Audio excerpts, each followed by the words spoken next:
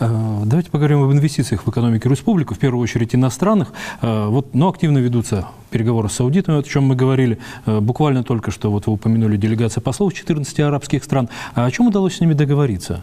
Вот именно в плане инвестиций. Пока то, что мы с Саудовской Аравией и с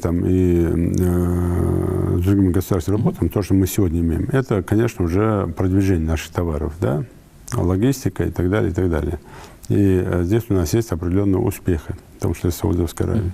А с послами, то, что мы проговорили, это ознакомительная поездка, они увидели, они посмотрели, они оценили, в том числе на 3-4 предприятиях, которые у нас есть. И они готовы уже сегодня участвовать.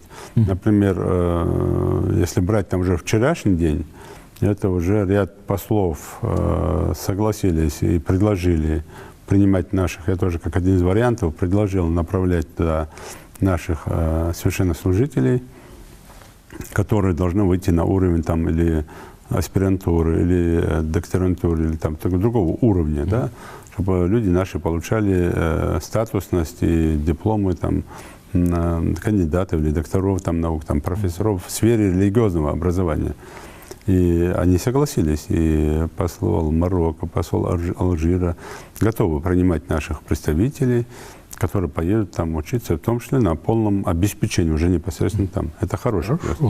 Да. Второе, некоторые послы пожелали участвовать в развитии, в гуманитарном вложении наших развития культуры республики. Им понравились наши выступления, и они готовы поддержать некоторые проекты, в том числе и по приобретению оборудования, еще чего-то. Это такие небольшие шажки, когда уже сам посол лично хочет. Например, один из послов в разговоре с фондом солидарности, когда узнал, что есть такой фонд, что мы помогаем, пожелал лично свои деньги вложить на строительство одного дома конкретного. И потом после этого еще дальше вкладывать эти деньги. То есть это такие чисто рядовые действия, которые по вчерашнему дню. А так, в целом, конечно, они готовы собрать на своих площадках, в том числе посольствах, или непосредственно тех государств, которые они представляют, собрать инвесторов и, изучив наш инвестпортфель, создавать нам площадки для того, чтобы мы могли бы уже напрямую общаться, договариваться с инвесторами арабских государств. Хорошо. Как известно, федеральное правительство, к сожалению, отказывается использовать такого инструмента в работе, как региональные целевые программы. А существуют ли какие-то другие альтернативные механизмы для поддержки регионов? Много программ. Например, сегодня мы работаем над участием республики в госпрограммах развития. Да? Есть государственные программы. Это по линии Минобразования, федеральных министерств. И мы свою долю участия, как раз в понедельник буду заслушать, сегодня и на этой неделе работает и вице-премьер, и другие должностные лица, на каком уровне мы участвуем в этих госпрограммах, где есть подпрограммы и свои страницы для каждого субъекта, в том числе по линии курирующей, по линии Министерства по делам Северного Кавказа и лично Львом Владимировичем Кузнецовым. Поэтому, конечно, мы там участвуем, и это довольно серьезно хорошее подспорье. Тем более сегодня нашему региону, в том числе, дано право софинансировать только до 5%. Это большой плюс для нас. Поэтому есть такие программы. И да, мы с учетом скудности бюджета не можем свои региональные программы где-то делать, денег где-то для того, чтобы сопровождать. Наши региональные программы, они заканчиваются на уровне 1,5-2, максимум 3 миллиона рублей. Это такие проекты, как безопасность дорожного движения, или общественный порядок, антитеррористическая защищенность, и другие вещи.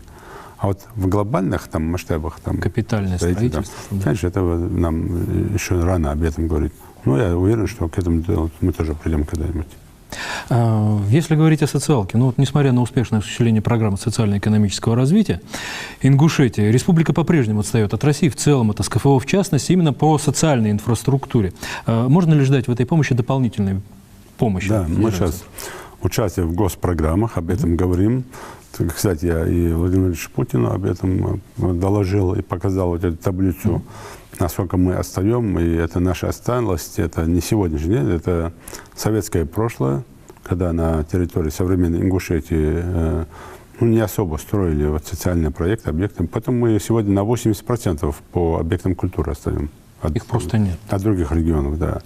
И в этом плане сегодня помогает очень серьезно Министерство культуры Российской Федерации, лично Владимир Ростиславович Мединский. Я об этом тоже докладывал Владимиру Путину. Одно письмо, которое я подписал Владимиру Ильичу, именно строительство центров культурного развития. Это очень мощный, хороший проект, он недорогой. Вот сегодня Магасе этот центр спасает очень сильно нас всех. И у нас задача такие центры поставить в Малгобеке, в Карабулаке, в Сунже и в Назрани. То есть мы такие, если 4 центра поставим, охватить. А по своим объемам это недорогие, это по 100 миллионов рублей на каждый центр, ну вот недорогое. Но зато эффект огромный, очень хороший эффект там. И большое количество кружков и детей.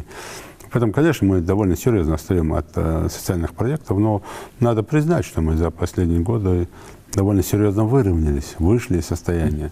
Я уже говорил, там, если у нас в 2010, 2011, 2012 году не было даже первого уровня медицинского обслуживания населения, то сегодня мы вышли уже там на другой совершенно уровень. Мы вышли на современный уровень высокотехнологичного медицинского обслуживания населения. Потому что о чем говорить там. Я сегодня, кстати, планировал заехать на одну из операций там, детей. Я думаю, что успею заехать, посмотреть. У нас сегодня приглашаются такие светила медицинской науки Российской Федерации для того, чтобы совместно с нашими ребятами проводить операции, давать им на контроль брать, как проводят операции, и в последующем уже держать на видеоконтроле, по линии телемедицины, помогать, консультировать наших ребят, которые делают довольно серьезные операции. Ведущий опыт передают. Конечно. Хорошо. Подскажите, какие объекты в 2018 году будут построены в Ингушетии вот за счет средств резервного фонда президента? Не только в 2018, мы в этом году планируем, уже начаты ремонты, капитальные ремонты идут, и мы ждем средств, когда поступят там по 5-7 объектам по капитальному ремонту. Это различные там и дом ветеранов, там и